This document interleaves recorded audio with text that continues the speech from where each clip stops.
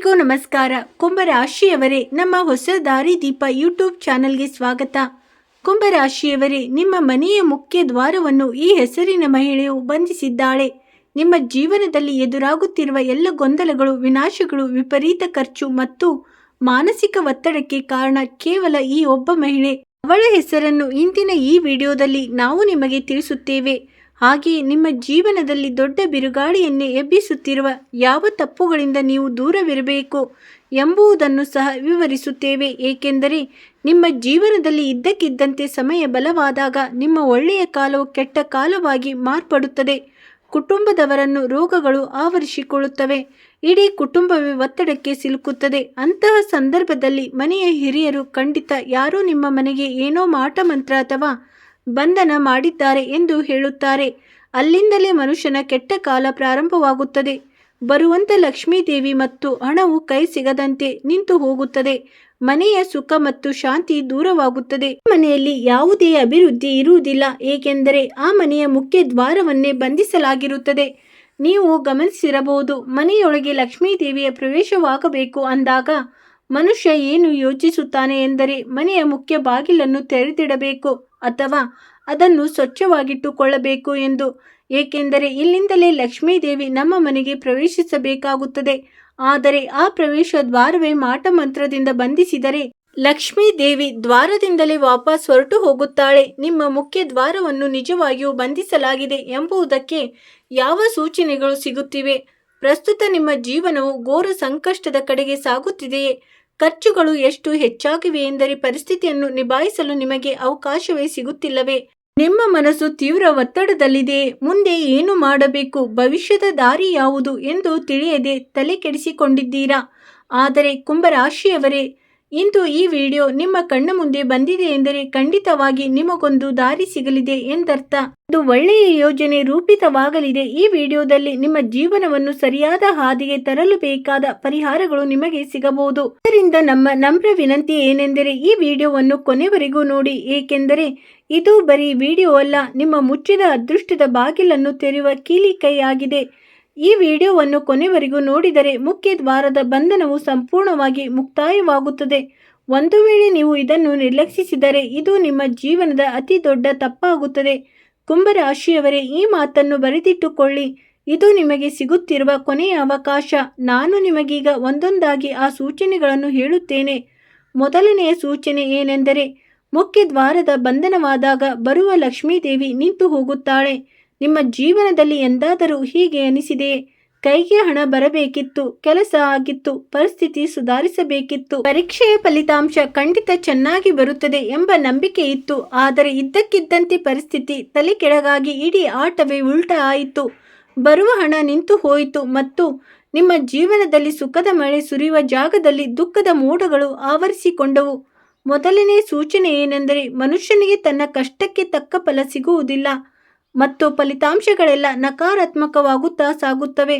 ನಿಮ್ಮ ಜೊತೆಯೂ ಹೀಗೆ ಆಗುತ್ತಿದೆ ಹಾಗಾದರೆ ಕೆಳಗಿನ ಕಮೆಂಟ್ ಬಾಕ್ಸ್ನಲ್ಲಿ ಖಂಡಿತ ತಿಳಿಸಿ. ಇನ್ನು ಮನುಷ್ಯನಿಗೆ ಸಿಗುವ ಎರಡನೇ ಸೂಚನೆ, ಕುಟುಂಬದ ಸದಸ್ಯರನ್ನು ರೋಗಗಳು ಕಾಡುವುದು. ಇದ್ದಕ್ಕಿದ್ದಂತೆ ವಿಚಿತ್ರ ರೀತಿಯ ಖರ್ಚುಗಳು ಆಸ್ಪತ್ರೆಗಾಗಿ ವೆಚ್ಚವಾಗಲು ಪ್ರಾರಂಭಿಸುತ್ತವೆ. ಮನುಷ್ಯನಿಗೆ ಆ ಪರಿಸ್ಥಿತಿಯನ್ನು ನಿಭಾಯಿಸಲು ಸಾಧ್ಯವಾಗುವುದಿಲ್ಲ. ಸ್ವಲ್ಪ ಹಣ ಗಳಿಸಿದರೆ ಮುಂದಿನ ಕ್ಷಣವೇ ಅದನ್ನು ಆಸ್ಪತ್ರೆಗೆ ಕಟ್ಟಬೇಕಾಗುತ್ತದೆ. ಆಶ್ಚರ್ಯದ ಸಂಗತಿ ಏನೆಂದರೆ, ಡಾಕ್ಟರ್ ಕೊಡುವ ಔಷಧಿಗಳು ಸಹ ದೇಹದ ಮೇಲೆ ಯಾವುದೇ ಪರಿಣಾಮ ಬೀರುವುದಿಲ್ಲ. ಮನುಷ್ಯ ಸಂಪೂರ್ಣವಾಗಿ ಸುಸ್ತಾಗಿ ಬೇಸತ್ತು ಹೋಗುತ್ತಾನೆ. ಈ ಬಂಧನಕ್ಕೆ ಅವನಿಗೆ ಯಾವುದೇ ಪರಿಹಾರ ಸಿಗುವುದಿಲ್ಲ. ಪದೇ ಪದೇ ಮರುಕಳಿಸುವ ರೋಗಗಳೇ ಈ ಮಾಟಮಂತ್ರದ ಮುಖ್ಯ ಲಕ್ಷಣಗಳಾಗಿವೆ. ಮೂರನೇ ಮತ್ತು ಅತಿ ಮುಖ್ಯ ಸೂಚನೆ, ಚಿಕ್ಕ ಪುಟ್ಟ ವಿಷಯಗಳಿಗೂ ಮನೆಯಲ್ಲಿ ಜಗಳವಾಗಲು ಪ್ರಾರಂಭಿಸುತ್ತದೆ. ಏಕೆಂದರೆ ಇಂತಹ ಬಂಧನ ಇರುವ ಜಾಗದಲ್ಲಿ ನಕಾರಾತ್ಮಕ ಶಕ್ತಿ ಇರುತ್ತದೆ. ಈ ನಕಾರಾತ್ಮಕತೆಯಿಂದ ಮನೆಯಲ್ಲಿ ಕೇವಲ ಕಷ್ಟ ಮತ್ತು ಜಗಳಗಳೇ ಉಂಟಾಗುತ್ತವೆ. ನಿಮ್ಮ ಮನೆಯಲ್ಲಿ ಸಣ್ಣ ಪುಟ್ಟ ವಿಷಯಗಳಿಗೂ ಪರಸ್ಪರ ಜಗಳಗಳು ನಡೆಯುತ್ತಿದ್ದರೆ, ಮೊದಲು ನಗುತ್ತಾ ಇದ್ದವರು ಇದ್ದಕ್ಕಿದ್ದಂತೆ ಆಡಲು ಶುರು ಮಾಡಿದರೆ, ಪರಸ್ಪರ ಭಿನ್ನಾಭಿಪ್ರಾಯ ಮೂಡಿದರೆ ನಿಮ್ಮ ಮುಖ್ಯ ದ್ವಾರವು ಬಂಧನಕ್ಕೊಳಗಾಗಿದೆ ಎಂಬುದಕ್ಕೆ ಇವೇ ಈ ಮೂರು ಪ್ರಮುಖ ಸೂಚನೆಗಳು ಎಂದು ಅರ್ಥ ಮಾಡಿಕೊಳ್ಳಿ. ಈಗ ನಾವು ಇದರಿಂದ ಹೊರಬರುವುದು ಹೇಗೆ, ಇದನ್ನು ತಡೆಯುವುದು ಹೇಗೆ, ಇದರ ನಿಖರವಾದ ಮಾಹಿತಿ ಮುಂದೆ ವಿಡಿಯೋದಲ್ಲಿ ನಿಮಗೆ ಸಿಗಲಿದೆ. ಈ ವಿಡಿಯೋವನ್ನು ಕೊನೆವರೆಗೂ ನೋಡಿ. ಕುಂಭರಾಶಿಯವರೇ, ಏಕೆಂದರೆ ನಾವು ಮೊದಲೇ ಹೇಳಿದಂತೆ ಇದು ಕೇವಲ ವಿಡಿಯೋ ಅಲ್ಲ, ನಿಮ್ಮ ಅದೃಷ್ಟದ ಬೀಗವನ್ನು ತೆರೆಯುವ ಕೀಲಿ ಕೈ ಆಗಿದೆ. ವರ್ಷಗಳಿಂದ ಮುಚ್ಚಿ ಹೋಗಿರುವ ಆ ಅದೃಷ್ಟದ ಬಾಗಿಲನ್ನು ಇದು ತೆರೆಯುತ್ತದೆ. ನಿಮ್ಮ ಜೀವನವನ್ನು ರಕ್ಷಿಸುವ ಮೊದಲನೇ ವಿಷಯವೇನೆಂದರೆ ನಿಮ್ಮ ಮನೆಯ ನಿಯಮಿತ ಸ್ವಚ್ಛತೆ. ನಿಮ್ಮ ಮನೆಯನ್ನು ನೀವು ಯಾವಾಗ ಸ್ವಚ್ಛಗೊಳಿಸುತ್ತೀರೋ ಆಗ ಆ ಸ್ವಚ್ಛತೆಯ ಜೊತೆಗೆ ಮನೆಯಲ್ಲಿರುವ ಅಂಥ ಎಲ್ಲ ವಸ್ತುಗಳು ಮನೆಯಿಂದ ಹೊರಹಾಕಬೇಕು. ಒಮ್ಮೆ ನಮ್ಮ ಮನೆಯೊಳಗೆ ಕಪ್ಪು ಎಳ್ಳುಗಳನ್ನು ಎಸೆಯಲಾಗುತ್ತದೆ.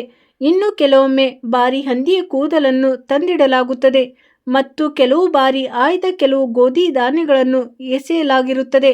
ನಿಮ್ಮ ಮನೆಯ ಮಂಚದ ಕೆಳಗೆ ಅಥವಾ ಮನೆಯ ಯಾವುದೇ ಮುಖ್ಯ ಸ್ಥಳದ ಕೆಳಗೆ ನೀವು ಖಂಡಿತವಾಗಿಯೂ ತಪಾಸಣೆ ಮಾಡಬೇಕು. ಅಲ್ಲಿ ಅಂತ ಯಾವುದೇ ಪರಿಸ್ಥಿತಿ ಇಲ್ಲ ತಾನೆ? ನಿಮ್ಮ ಮನೆಯ ಮುಖ್ಯ ದ್ವಾರವನ್ನು ಬಂಧಿಸುವಂಥ ಯಾವುದೇ ವಸ್ತು ಅಲ್ಲಿ ಬಿದ್ದಿಲ್ಲ ತಾನೆ? ನಿಮ್ಮ ಮನೆಯ ಬಾಗಿಲು ಎಲ್ಲಿದೆಯೋ ಅಲ್ಲಿ ನೀವು ಸ್ವಚ್ಛತೆಯನ್ನು ಕಾಪಾಡಿಕೊಳ್ಳಬೇಕು. ಅಲ್ಲಿ ಹೊಸ್ತಿಲನ್ನು ನೀವು ಗಂಗಾಜಲದಿಂದ ತೊಳೆಯಬೇಕು ಅಥವಾ ಉಪ್ಪಿನ ನೀರಿನಿಂದ ತೊಳೆಯಬೇಕು. ಇದರಿಂದ ಏನಾಗುತ್ತದೆ ಎಂದರೆ ಯಾವುದೇ ಶತ್ರು ಅಥವಾ ರಹಸ್ಯ ಶತ್ರುವು ಈ ರೀತಿಯ ಯಾವುದೇ ತಂತ್ರಗಳನ್ನು ಮಾಡಿದ್ದರೂ ಸಹ ಅದರ ನಕಾರಾತ್ಮಕ ಫಲಿತಾಂಶಗಳು ನಿಂತು ಹೋಗುತ್ತವೆ. ಪರಿಸ್ಥಿತಿ ಸಾಕಷ್ಟು ಸುಧಾರಿಸುತ್ತದೆ. ಸಂಗತಿಗಳು ಕೆಟ್ಟು ಹೋಗದಂತೆ ತಡೆಯಬಹುದು. ತುಂಬಾ ಜನರಿದ್ದಾರೆ, ಅವರು ಮನೆಯನ್ನು ಸರಿಯಾಗಿ ಸ್ವಚ್ಛಗೊಳಿಸುವುದೇ ಇಲ್ಲ. ಮರಗಳು ಕಳೆದು ಹೋಗುತ್ತವೆ, ಮನೆಯಲ್ಲಿ ಕಸ ಕಾಣಿಸುತ್ತಿಲ್ಲವಲ್ಲ, ಸ್ವಚ್ಛತೆ ಮಾಡಿ ಏನು ಪ್ರಯೋಜನ ಎಂದು ಅವರು ಭಾವಿಸುತ್ತಾರೆ. ಆದರೆ ಸ್ವಚ್ಛತೆಯನ್ನು ಕಾಪಾಡಿಕೊಳ್ಳುವುದು ಅತ್ಯಂತ ಪ್ರಮುಖವಾಗಿದೆ. ಏಕೆಂದರೆ ಯಾವ ಮನೆಯಲ್ಲಿ ಸ್ವಚ್ಛತೆ ಇರುತ್ತದೆಯೋ ಅಲ್ಲಿ ಲಕ್ಷ್ಮೀ ದೇವಿ ನೆಲೆಸುತ್ತಾಳೆ. ಸ್ವಚ್ಛತೆ ಇಲ್ಲದಲ್ಲಿ ಜೇಡರ ಬಲೆಗಳು ಮತ್ತು ಧೂಳು ತುಂಬಿರುವ ಮನೆಯಲ್ಲಿ ಕೇವಲ ಕಷ್ಟಗಳು ಮತ್ತು ತೊಂದರೆಗಳು ಮಾತ್ರ ಬರುತ್ತವೆ ಹಾಗೂ ಮಾಟ ಮಂತ್ರಗಳು ಸುಲಭವಾಗಿ ಕೆಲಸ ಮಾಡುತ್ತವೆ. ನಿಮ್ಮನ್ನು ನಾಶ ಮಾಡಲು ಬಯಸುವ ವ್ಯಕ್ತಿಯ ಉದ್ದೇಶ ಇನ್ನೂ ಹೆಚ್ಚು ಸ್ಪಷ್ಟ ಮತ್ತು ಬಲವಾಗುತ್ತದೆ. ನೀವು ವಿಶೇಷವಾಗಿ ಜಾಗರೂಕರಾಗಿರಬೇಕಾದ ಎರಡನೇ ತಪ್ಪು ಇಲ್ಲಿದೆ. ಇದನ್ನು ಗಮನವಿಟ್ಟು ಅರ್ಥ ಮಾಡಿಕೊಳ್ಳಿ. ನೀವು ಪ್ರತಿಯೊಂದು ರೀತಿಯ ಕೆಟ್ಟ ದೃಷ್ಟಿಯಿಂದ ಬಚಾವಾಗಬೇಕು. ಕೆಟ್ಟ ದೃಷ್ಟಿಯಿಂದ ಬಚಾವಾಗುವುದು ಹೇಗೆ? ನಿಮ್ಮ ಪ್ರತಿಯೊಂದು ವಿಷಯ ಮತ್ತು ಆಲೋಚನೆಗಳನ್ನು ರಹಸ್ಯವಾಗಿಡುವ ಮೂಲಕ. ಪ್ರತಿಯೊಂದು ಪರಿಸ್ಥಿತಿಯಲ್ಲೂ ನೀವು ಏನು ಮಾಡುತ್ತಿದ್ದೀರಾ ಎಂಬುದು ಬೇರೆಯವರಿಗೆ ಹೇಳುವ ಅಗತ್ಯವಿಲ್ಲ. ಜೀವನದಲ್ಲಿ ನಿಮ್ಮ ಮುಂದಿನ ಹೆಜ್ಜೆಯನ್ನು ರಹಸ್ಯವಾಗಿಡಲು ಪ್ರಯತ್ನಿಸಿ. ನಿಮ್ಮ ನಡೆಯನ್ನು ನೀವು ಎಷ್ಟು ರಹಸ್ಯವಾಗಿಡುತ್ತೀರೋ, ಅಂದರೆ ನೀವು ಏನು ಮಾಡಲಿದ್ದೀರಾ, ಯಾವ ಬಿಸ್ನೆಸ್ ಪ್ರಾರಂಭಿಸಲಿದ್ದೀರಾ, ನಿಮಗೆ ಸಿಕ್ಕಿರುವ ಕೆಲಸ ಅಥವಾ ಪ್ರಮೋಷನ್ ಹೇಗೆ, ಪ್ರತಿಯೊಂದು ವಿಷಯವನ್ನು ರಹಸ್ಯವಾಗಿಡಬೇಕು. ಈ ವಿಷಯಗಳು ಬೇರೆಯವರಿಗೆ ತಿಳಿಯಿದರೆ ಅವರು ನಿಮಗೆ ಕೆಟ್ಟ ದೃಷ್ಟಿ ಇಡಲು ತಡ ಮಾಡುವುದಿಲ್ಲ. ಕೆಲವೊಮ್ಮೆ ನೀವು ಸಹ ಇದನ್ನು ಗಮನಿಸಿರಬಹುದು. ಹೌದು, ಎಲ್ಲಾದರೂ ಪ್ರವಾಸಕ್ಕೆ ಹೋದಾಗ ಕುಟುಂಬದ ಜೊತೆ ಫೋಟೋ ಹಾಕುತ್ತೀರಾ.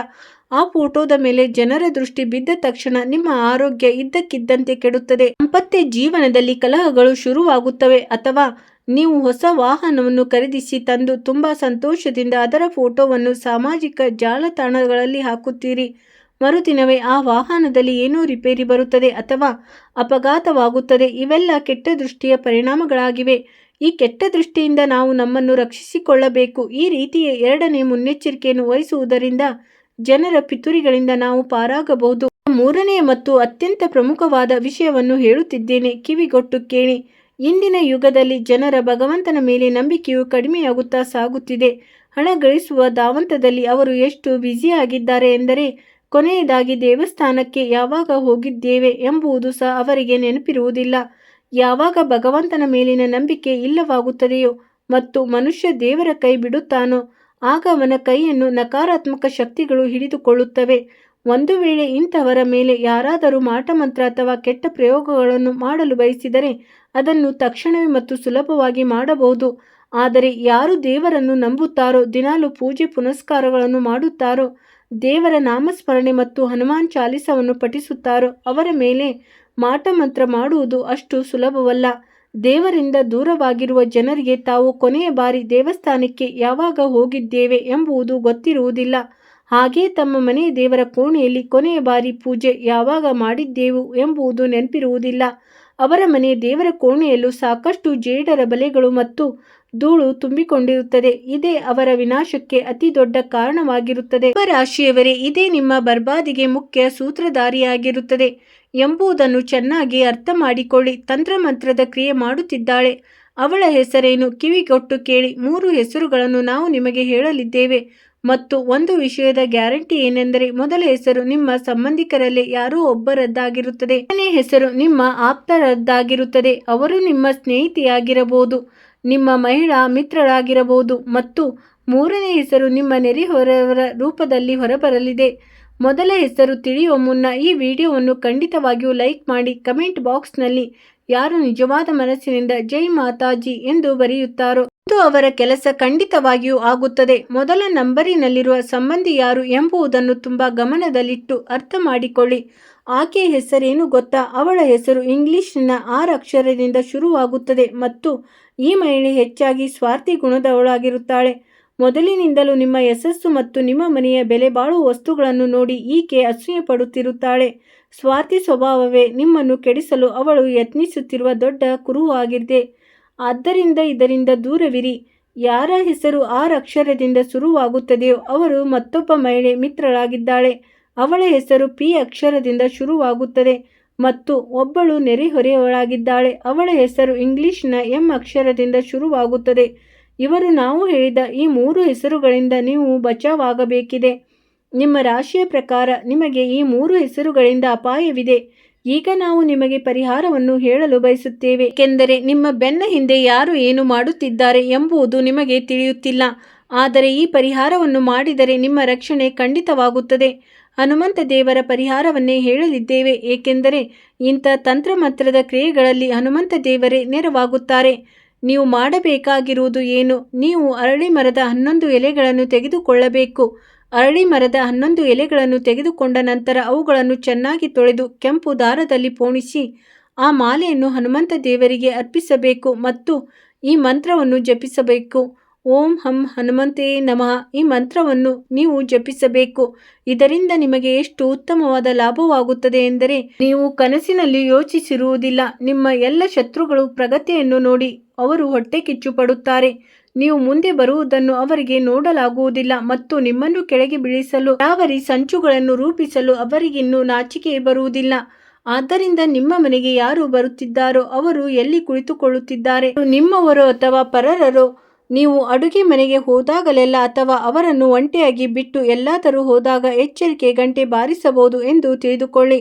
ಮತ್ತು ಅದರ ನಂತರವೂ ನಿಮಗೆ ಸಂಕೇತಗಳು ಸಿಗುತ್ತಿದ್ದರೆ ನೀವು ಯಾರೋ ತಪ್ಪು ಮನುಷ್ಯನ ಮೇಲೆ ನಂಬಿಕೆ ಇಟ್ಟಿದ್ದೀರಿ ಅಥವಾ ಆ ನಂಬಿಕೆಗೆ ದ್ರೋಹ ರೂಪದಲ್ಲಿ ಪ್ರತಿಫಲ ಸಿಗುತ್ತಿದೆ ಎಂಬುದಕ್ಕೆ ಇದು ಪಕ್ಕಾ ಪುರಾವೆಯಾಗಿದೆ. ಈ ಮಾತನ್ನು ಬರೆದಿಟ್ಟುಕೊಳ್ಳಿ. ಎರಡನೇ ವಿಷಯ ಏನೆಂದರೆ ನೀವು ಕೆಲವು ಪರಿಹಾರಗಳನ್ನು ಮಾಡಬೇಕಾಗುತ್ತದೆ. ನಿಮ್ಮ ಗುಪ್ತ ಶತ್ರುವನ್ನು ನಾಶಪಡಿಸುವಂಥ ಕೆಲವು ಪರಿಹಾರಗಳು, ತಂತ್ರಮಂತ್ರಗಳ ಪ್ರಭಾವದಿಂದ ನಿಮಗೆ ಮುಕ್ತಿ ನೀಡುವಂಥ ಪರಿಹಾರಗಳು. ಈ ಮಾತನ್ನು ಬರೆದಿಟ್ಟುಕೊಳ್ಳಿ ಮತ್ತು ಈ ಪರಿಹಾರಗಳು ವಿಡಿಯೋದ ಕೊನೆಯಲ್ಲಿ ನಿಮಗೆ ಸಿಗಲಿವೆ. ಇದರೊಂದಿಗೆ ಮೂರನೇ ಮತ್ತು ಅತ್ಯಂತ ಮುಖ್ಯವಾದ ವಿಷಯವೇನೆಂದರೆ ನೀವು ಸಂಪೂರ್ಣವಾಗಿ ಶಾಕಾಹಾರಿಯಾಗಿರಬೇಕು. ಸಂಪೂರ್ಣ ಶಾಕಾಹಾರಿಯಾಗಿರುವುದರ ಜೊತೆಗೆ ನೀವು ಮಾಂಸ ಮತ್ತು ಮದ್ಯವನ್ನು ತ್ಯಜಿಸಬೇಕಾಗುತ್ತದೆ. ಈ ಜಗತ್ತಿನಲ್ಲಿ ತರಹೇವಾರಿ ಖಾದ್ಯಗಳಿವೆ, ಆದರೂ ಜನರು ಮಾಂಸ ಮತ್ತು ಮದ್ಯದ ಕಡೆ ಆಕರ್ಷಿತರಾಗುತ್ತಾರೆ, ಏಕೆಂದರೆ ಇದು ಕಲಿಯುಗದ ಕಾಲವಾಗಿದೆ ಮತ್ತು ಕಲಿಯುಗದ ಅತ್ಯಂತ ವೇಳೆಗೆ ಮಾನವ ನಡವಳಿಕೆಯು ಎಷ್ಟು ಕೆಟ್ಟು ಹೋಗುತ್ತದೆ ಎಂದರೆ ಶ್ರೀಕೃಷ್ಣ ಪರಮಾತ್ಮನೇ ಗೀತೆಯಲ್ಲಿ ಹೇಳಿದ್ದಾನೆ, ಮನುಷ್ಯನೇ ಮನುಷ್ಯನಿಗೆ ಶತ್ರುವಾಗುತ್ತಾನೆ ಮತ್ತು ದೇವರ ಪೂಜೆ ಪುನಸ್ಕಾರಗಳ ಹೆಸರೇ ಇಲ್ಲದಂತಾಗುತ್ತದೆ. ಕಲಿಯುಗದ ಪ್ರಭಾವ ಇಂತಹದ್ದಾಗಿರುತ್ತದೆ ಮತ್ತು ಅದು ಈಗಲೇ ಕಾಣಿಸಲು ಶುರುವಾಗಿದೆ, ಏಕೆಂದರೆ ಒಬ್ಬ ಮನುಷ್ಯ ಈ ಮುಗ್ಧ ಪ್ರಾಣಿಯ ಪ್ರಾಣವನ್ನು ತೆಗೆದುಕೊಳ್ಳುವ ಮುನ್ನ ಯೋಚಿಸುವುದಿಲ್ಲ. ಹಾಗಾದರೆ ಶಾಕಾಹಾರಿಯಾಗುವುದರ ಹಿಂದಿನ ತರ್ಕವೇನು? ಯಾವುದೇ ರೀತಿಯ ಮಾಂಸ ಅಥವಾ ಮದ್ಯವು ತಾಮಸಿಕ ವಸ್ತುಗಳಾಗಿವೆ. ನಾವು ಇವುಗಳ ಸಂಪರ್ಕಕ್ಕೆ ಬಂದ ತಕ್ಷಣ ನಮ್ಮ ಬುದ್ಧಿ ಭ್ರಷ್ಟವಾಗಿ ಬಿಡುತ್ತದೆ. ಈಗ ಪ್ರಶ್ನೆ ಏನೆಂದರೆ ಇದರಿಂದ ಪಾರಾಗುವ ದಾರಿ ಯಾವುದು? ನಾವು ಏನನ್ನು ಮಾಡಬೇಕು? ಇದರಿಂದ ನಮ್ಮ ಪರಿಸ್ಥಿತಿ ಸರಿ ಹೋಗುತ್ತದೆ, ನಮ್ಮ ಜೀವನವು ಸುಧಾರಿಸುತ್ತದೆ, ನಮ್ಮ ದುಸ್ಥಿತಿ ಕೊನೆಗೊಳ್ಳುತ್ತದೆ, ಜೀವನದಲ್ಲಿ ನಡೆಯುತ್ತಿರುವ ಹೋರಾಟಕ್ಕೆ ಮುಕ್ತಿ ಸಿಗುತ್ತದೆ. ಇದರಿಂದ ನಿಮಗೆ ಸಾಕಷ್ಟು ನಿರಾಳತೆ ಸಿಗುವುದು ನೀವು ನೋಡುತ್ತೀರಿ. ಪರಿಸ್ಥಿತಿಗಳು ಸಾಕಷ್ಟು ಮಟ್ಟಿಗೆ ಶಾಂತವಾಗುತ್ತವೆ. ಎಲ್ಲಕ್ಕಿಂತ ಮೊದಲೇ ಮತ್ತು ಅತ್ಯಂತ ಮುಖ್ಯವಾದ ವಿಷಯವೇನೆಂದರೆ ನಿಮ್ಮ ಮನೆಗೆ ಯಾರ್ಯಾರು ಬರುತ್ತಿರುತ್ತಾರೆ ಎಂಬುದನ್ನು ಚೆನ್ನಾಗಿ ಗಮನದಲ್ಲಿಟ್ಟುಕೊಳ್ಳಿ. ಮುಖ್ಯವಾದ ವಿಷಯವೇನೆಂದರೆ ಅವರು ನಿಮ್ಮವರೋ ಅಥವಾ ಹೊರಗಿನವರೋ, ಅವರು ನೆರೆಹೊರೆಯವರು ಆಗಿರಬಹುದು, ಆಪ್ತ ಸಂಬಂಧಿಕರು ಆಗಿರಬಹುದು.